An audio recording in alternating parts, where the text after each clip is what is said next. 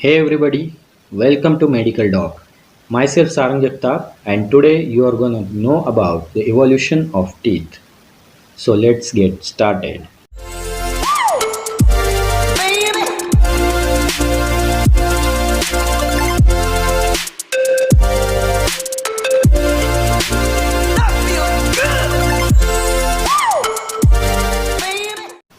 You may take them for granted, but your teeth are a marvel.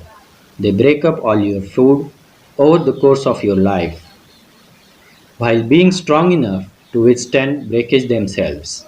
And they are formed using only the raw materials from the food they grind down in the first place. What's behind their impressive strength? Teeth rely on an ingenious structure that makes them both hard and tough.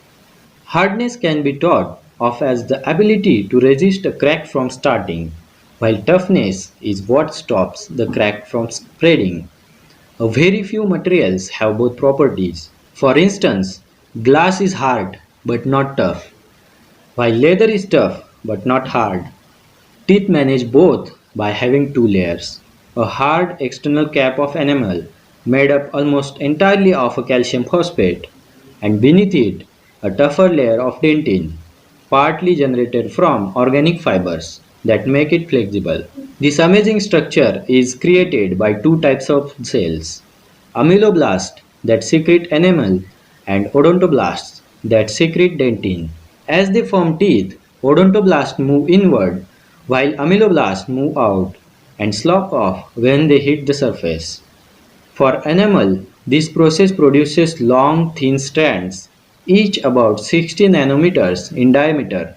That's 1/1000 the width of a human hair. Those are bundled into rods packed together tens of thousands per square millimeter to form the shield-like enamel layer. Once this process is finished, your enamel can be repaired itself again because all the cells that make it are lost.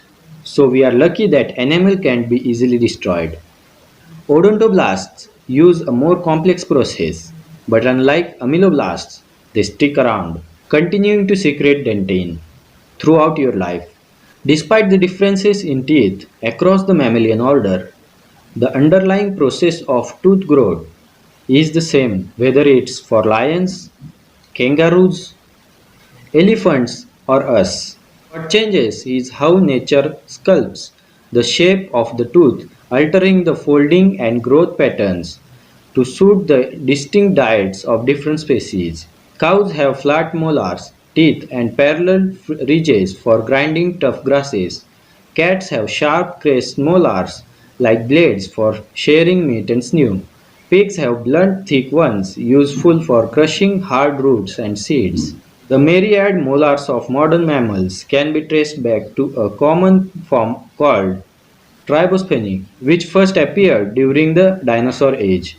In the 19th century, paleontologist Edward Drinker Pope developed the basic model for how this form evolved. He hypothesized that it started with a cone-like tooth. As we see in many fishes, amphibians, and reptiles, small cusps were then added so the tooth had three in a row, aligned front to back, and connected by crests. Over time, the cusps were pushed out of the line to make triangular crowns.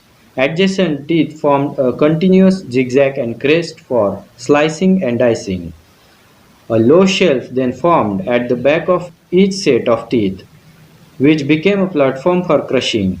As Cope realized, tribosphenic molars served as a jumping off point for the radiation of specialized forms to follow, each shaped by evolutionary needs. Strengthen the crest and remove the shelf, and you have got the conventionally bladed teeth of cats and dogs.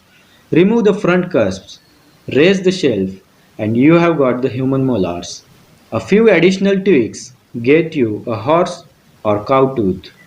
Some details in Cope's intuitive hypothesis proved wrong, but in the fossil record, there are examples of teeth that look just as he predicted. And we can trace the molars of all living mammals back to that primitive form. Today, the ability to consume diverse forms of foods enables mammals to survive in habitats ranging from mountain peaks and ocean depths to rainforests to deserts. So, the success of our biological class is due in no small measures in the remarkable strength and adaptability of the humble mammalian molar.